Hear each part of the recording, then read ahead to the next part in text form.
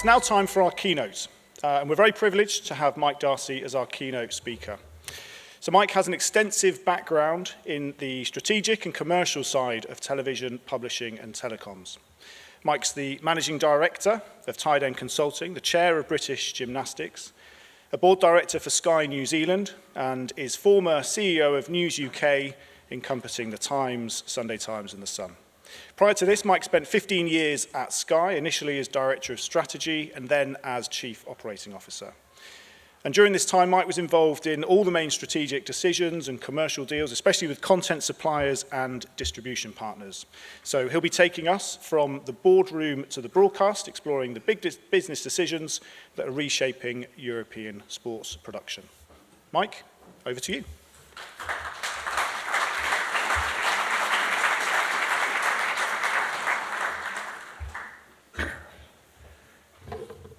Thank you, George, and good morning, everyone. I must admit, it is with some trepidation that I appear here today. In my time at Sky, I was well aware what the production side of sport thought of the commercial types, who'd never really worked either side of a camera, and it wasn't all positive. They had an uncanny ability with a single look to convey a sense of who's the Wally in the suit. The only time I had any credibility was when I'd agreed to deal with Bernie Ecclestone to bring Formula One to Sky. For the production team, all their Christmases had come at once, and I had delivered the best new toy imaginable. So I was welcome in Melbourne for our first broadcast race, even welcome, it seemed, inside the broadcast unit. It was nice, while it lasted. So I was a little surprised to be asked to address the sports production community here today. Apparently, you might be interested in what's going on in the boardrooms, the various commercial challenges and considerations facing the sellers and buyers of rights. I said, yeah, I can do that. But then what I won't do is try and say what that might mean in detail for the sports production world. That really would be an outsider telling you how to do your job. So I'll leave that step up to you. And so we agreed. I was, however, advised not to wear a suit. Before I turn to the boardrooms of today, I want to summarize how we got to here and the role sport has played along the way, because it sets a useful context for what comes next. Sport has been at the very center every step of the way on the journey to the modern television world we know today. Go back to 1990 or so and the birth of pay television across Europe. It was sport that did much of the heavy lifting in persuading people that they might be willing to pay for a little bit of extra choice. To be fair, at the outset, sport shared the stage with movies, but movies gradually lost the sparkle as the rights owners gave in time and again to the temptation to license more and more windows to more and more outlets. And it turned out that it was possible to have too much of a good thing. Hold that thought, a cautionary tale to which we might return later. Meanwhile, the essential live element of sport insulated it against the risk of a slow death by 1,000 windowing cuts. And as movies became steadily less potent as a driver of anything, sport went from strength to strength as an increasingly powerful force shaping the industry. The next phase was the battle between the competing broadcast technologies, satellite, cable, DTT, to be the platform of choice in people's homes. Yes, they competed in terms of technology and capability, price and service, but the most powerful weapon of all was sports rights, the one thing that, if held exclusive to a given platform, could make families switch allegiance in droves. Sport was then at the forefront of the introduction and adoption of new technologies. Europe didn't think it needed HD until people saw football in HD on a large screen. That was enough for many to change their mind, and sport then drove the HD upgrade cycle. And watching video on your phone, again, completely mainstream now, both short form and long form, but it was goal clips and sport more generally that introduced the idea that perhaps we could watch television on a 3-inch screen. Then came the platform wars part 2, as incumbent pay TV platforms around the world faced up to challenger telcos. In a proxy war for the control of broadband, the weapon of choice was again sports rights, the one thing with the strength of fandom that could drive people to switch providers. Then when the streaming revolution kicked off, sport was the one thing that the traditional platforms could retain as a tentpole to hold on to customers and around which they could build a new role as a super aggregator. But that was not the end of the streaming story, because they too have run into challenges with their business models. And lo and behold, they wonder if sport might be the solution. In a world of excess supply of entertainment content, what is left that is unique, distinctive, that could drive acquisition, help to mitigate churn, and be the basis of an advertising business? Yes, they are starting to discover sport. And what of the future? What if AI continues to progress? And to take an extreme case, in 5 years' time, we find that we can produce quality long-form drama, not for $10 million an hour, but $10,000 an hour. What happens in a world of near infinite supply of content if that is our future? Well, we don't know all the answers, but I think we can be confident about one piece of the puzzle, and that is that sport will remain the one truly unique, distinctive, authentic pool of content out there, the one thing immune to excess supply, at least in principle, immune to replication. So its importance, I think, only increases. So that all sounds great. Surely set fair for a wonderful future. And yet, as the industry looks forward, the prevailing mood is often one of uncertainty and worry. Has the long right cycle peaked? Are values set to decline, with everyone having to get used to surviving on less money? Well, I don't think so, but let's dig into where some of this insecurity is coming from. The platform wars that characterize the 2010s are fading into a distant memory. Most of the attacking telcos have sued for peace or left the game entirely, ushering in a period of reduced competitive intensity. Even when multiple bidders remain in a territory, in many cases they've reached an understanding and learned to live with each other, finding ways to avoid being drawn into value-destroying fights to the death over sports rights. Also a distant memory are the days when the major sports channels and platforms thought that they needed all the sport. Even the leaders are being selective about what rights to hold. They're letting things go, cycling in and out of rights, learning to keep hold of their customers with a smaller portfolio. At the same time, these players are facing challenges to their business models. Most of the traditional pay platforms have lost customers, some of whom decided they could get by with a streamer or two and no longer needed the big bundle. And the customers that have stayed are often spending less. So the platforms are looking to pay less for all their content, including for sports rights.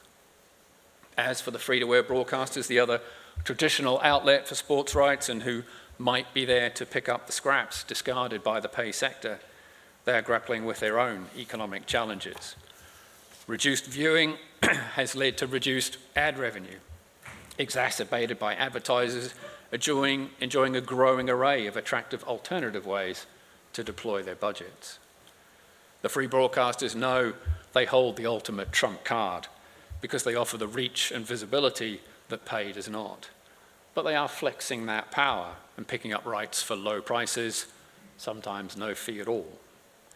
Put together, that's a tricky combination of factors tending to depress rights, at least compared to the late 2010s. I tend to think this is a bit overplayed. Anecdotal declines are interpreted by pessimists as the start of a prolonged downturn. But often this is just a brief correction from some unsustainable over-exuberance at the end of the 2010s. And once that is worked through, things should stabilize, because sports rights are just as important, just as powerful, perhaps more than ever, for these traditional pay and free broadcasters. So they're not going away. Anyway, downturn or short-term correction, as things went a bit flat, the hope was that the streamers would arrive to save the day. Surely, they would realize the power of sport to drive their business, and so competitive intensity would be restored. And yet, it's all been a bit disappointing, a bit muted, a bit patchy.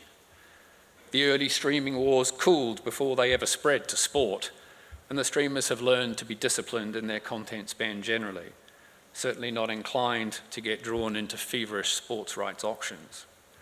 Netflix famously explained that they're not anti-sport, merely pro-profit. Roughly translated, they see sports rights as overly competitive, where everyone gets drawn into irrational overbidding and the winner always loses money. There was some excitement around Netflix picking up a few NFL games, but this is not about establishing sport as a spine of their month-to-month subscription. Rather, it's better seen as a marketing stunt, a means to attract prospects who've not yet tried Netflix, some of whom might stay. Amazon was the great hope in Europe when they picked up Premier League rights in 2018, but this too was overhyped. These were minor rights, sold for a price the Premier League was too embarrassed to reveal, several months after the main auction had concluded, because the Premier League had failed to find a buyer for its last pack of rights. Amazon later walked away from the Premier League and ATP tennis, and their attention has shifted to the Champions League in a series of markets across Europe. But they're typically content to play a secondary role to the primary bidder, picking up just enough rights to be relevant, but a long way short of building a major offering. Even DAZN has become a disciplined bidder. There was a crazy period of DAZN going head-to-head for Tier 1 rights with well-funded incumbents determined to defend. This threatened financial disaster, which DAZN spotted in time and backed off the strategy. They've since flipped to being more selective, grabbing quality rights at reasonable prices where the incumbent has chosen not to defend. Even so, they've not reached profitability. It's true that there are plenty of stories about sports rights showing up on streamers, but most of these are for second and third tier properties. Occasionally, we see a property that is Tier 1 in Market A showing up on a streamer in Market B, but we're not seeing streamers seriously contesting Tier 1 rights in their prime market head-to-head with a broadcast incumbent determined to defend. Perhaps it will catch fire one day, but it hasn't happened yet. It all remains at a fairly low simmer. So, what are the rights owners doing about this? Well, of course, there are hundreds of rights owners in hundreds of countries, so tens of thousands of answers to this question.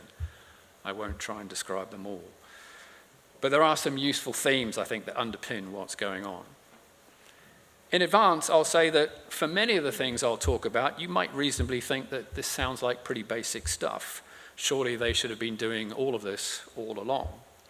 Well, some were, but many were not.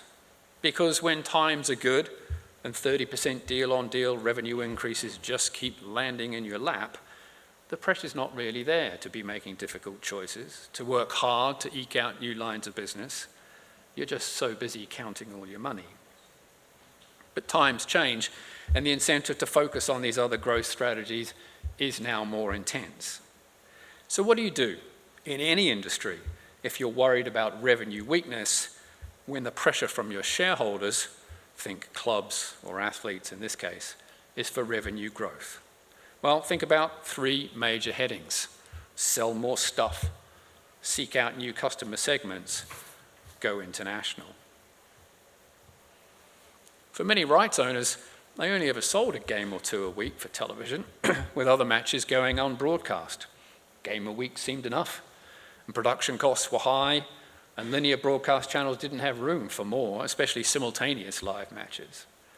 But now we see a clear shift to showing more, sometimes showing all the games, helped by cheaper production options, and even linear broadcasters have their streaming add-ons, so a better place to show multiple matches at the same time.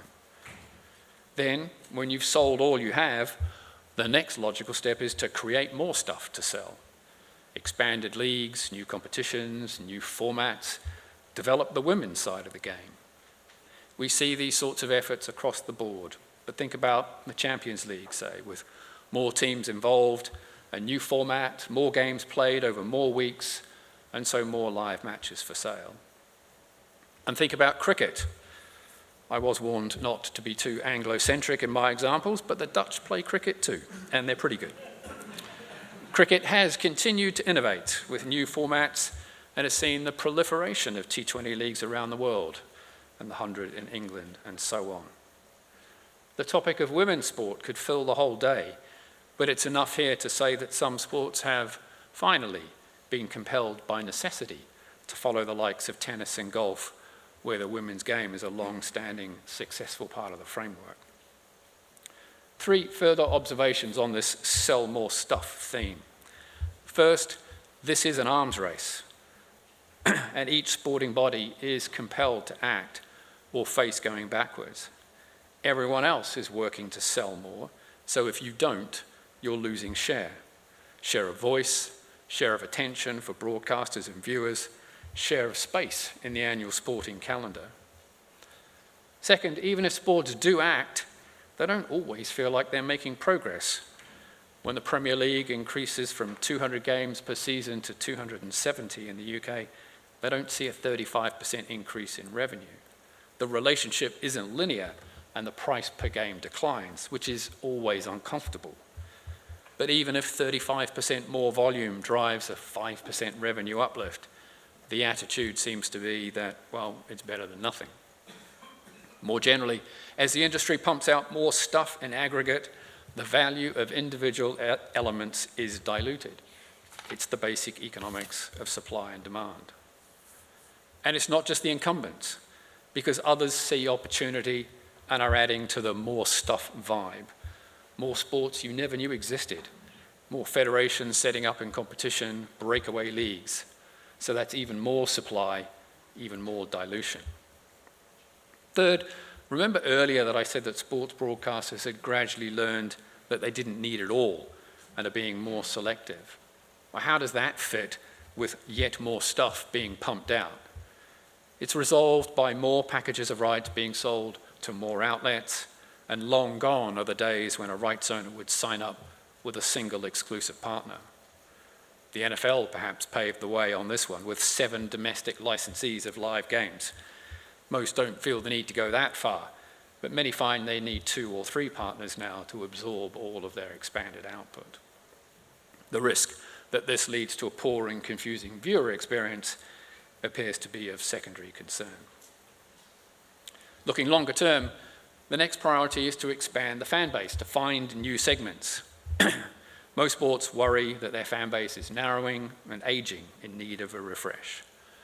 This calls for a strategy of deepening the engagement with existing fans, to lock them in, while reaching out to lighter fans who are not yet signing up to pay for live coverage. Some of the new prospects might look remarkably like the current fan base, but a bigger priority is to reach out to women, and especially to younger cohorts. These prospects are, by definition, not paying to watch the premium live content, so you need to find other ways to connect. In the old days, a bit of coverage on a free-to-air broadcaster did the trick, but fewer people are watching today, and the younger cohorts might be entirely absent. So you have to go where they are, but carefully in a way that doesn't undermine the paid-for live proposition, because for now, that remains the cash cow. Of course, if you can persuade someone to make the next Drive to Survive about your sporting property, that would help, but perhaps best not to rely on that as a plan. More systematically, we see focus on highlights and other clips, community content, backstories, interviews, and especially for the younger cohorts, gamification. A terrible word, but it does the job. Think fantasy football and the like. And if gaming is important, then data is important too, as it is for betting. And this content, well, it all needs to be pumped out across all the social channels, free at the point of use, wherever your prospects gather. So that's more on Instagram and TikTok, more on YouTube. In all cases, a combination of official channels and working with independent creators using different voices to reach out to different segments.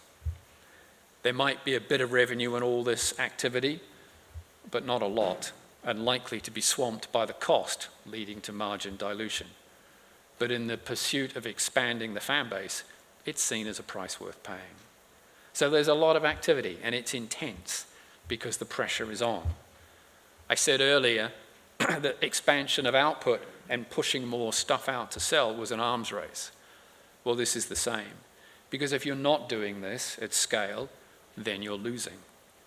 Because people only have so much attention. They can only care about so many things. And if someone else has grabbed their attention, there might not be any left for you. Worse, you need to be always on, because if you ever go quiet with nothing much to say, attention will drift elsewhere, and you might never get it back. Then the third major angle is to push the international story. Some sporting properties, well, they're inherently global, the Olympics and the World Cups of various sports, and some are built as a traveling circus, think Formula One and the golf and tennis tours. But many properties are strongly rooted in one domestic market, dating from a time when the domestic market was enough, but no more. Some properties are ahead of the pack on thinking global, and the Premier League, I think, is the outstanding candidate here, with more than half of its media revenue coming from outside the UK. This really is quite unusual and far-sighted when you consider that the NFL and the IPL, both very successful properties, sit at around 3% of media revenue coming from outside their home market. Most today are starting to make more effort in tune with the globalization of much of culture and music, and following the example of the entertainment side of TV, for whom make it once, sell it everywhere has become the dominant winning strategy. So, more consideration of what might make a property more appealing in a new territory, signing new talent from the country in question, tweaking the time slot of games, out-of-season tours, even hosting regular season games in other countries. This is a long process, and building the fan base for the long term is often more important than cash today, hence the emphasis on finding the greatest distribution and exposure wherever possible. A carriage deal on a pay sport channel would be nice, but free on broadcast or YouTube is a pretty good option too. 2 further comments on the push for international. I said it's a slow burn, but it's also urgent, because this too is an arms race. Again, because there are only so many things that sports fans can fit in their hearts. So La Liga is in a race with the Premier League in the US, because will the Americans ever care about 2 European soccer leagues? And the battle is across sports as well. So the NFL is competing with the NBA to capture the hearts of European fans, because do we have enough room in our hearts for both? Second, in the back of everyone's mind as they build their global footprint is the small chance of hitting the jackpot, of a global takeout. What do I mean?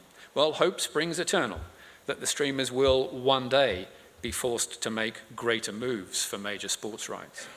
And a suspicion that if they do, they'll lean towards properties that can do a job for them in multiple territories, better than solving a problem in one market that then needs to be replicated many times over to cover their geographic reach. So the race is on to be the best looking property you can be, to be in the frame if a streamer ever starts making calls to ask, what would it take to buy out your global rights for the next 10 years? So that's the 3 main headlines from the standard playbook from any industry, and we see them all in action here. But I also want to comment on the D2C model, more particular to sport, which is either a terrible idea or a great idea, depending on your starting point. The industry has long talked about D2C as an alternative to licensing rights, with some people getting very excited about the opportunity to take control. And yet, there are very few examples out there. It turns out that it's harder than it looks. From an operational standpoint, all that marketing and subscriber acquisition, customer management and out-of-season churn and so on.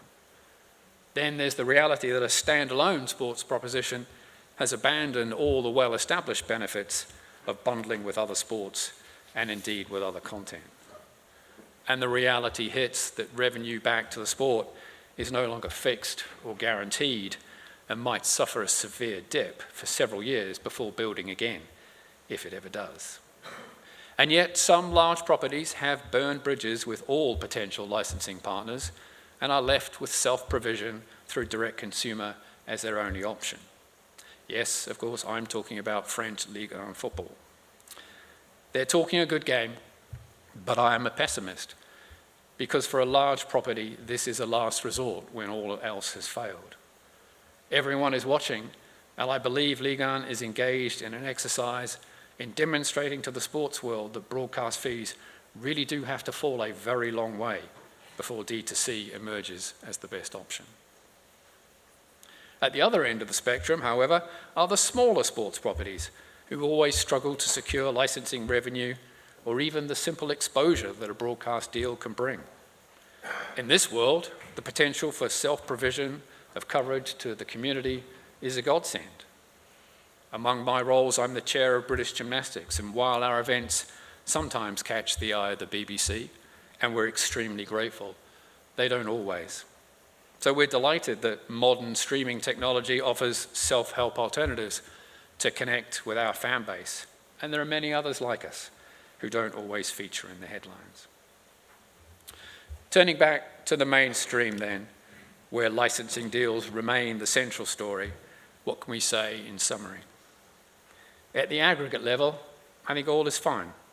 Sport as a category is as strong as ever. Entertainment content suffers from excess supply, high levels of replicability, whereas sport remains relatively differentiated and distinctive, despite a lot more stuff being pumped out. But there are also more outlets than ever shopping for rights, enough to absorb the increased flow of stuff. So the category, I think, is well placed to grow in value over the medium term. But this doesn't mean that all will necessarily succeed. There is plenty of room for some to beat the average while others go backwards. And of course, those who are losing tend to look elsewhere for scapegoats rather than accept that they might have been outplayed. Some will undoubtedly have a tricky experience in the short term if their last deal benefited from some unsustainable excess bidding. It's the previous deal that was the aberration, not this one. A correction back to a sustainable level might be necessary, and that doesn't signal a downturn more generally. As I've said, sometimes it feels tough because the industry in aggregate supply is driving down price per unit, even while total revenue is growing. And day to day, it's a frantic scramble. And everyone is doing it, even the NFL, the world's richest league, on a Friday night in Brazil, on YouTube, for free, in partnership with YouTube creators. No one is immune. A repeated theme for me today has been the arms race between sports properties in terms of expanding output and expanding local fandom and building international. It's a constant battle, and it never feels comfortable. It's messy and busy and confusing, and it will drive headaches and pressure for the production side of sport. But it's the reality of a boisterously competitive market, and I'm afraid it's not going away anytime soon. Thank you.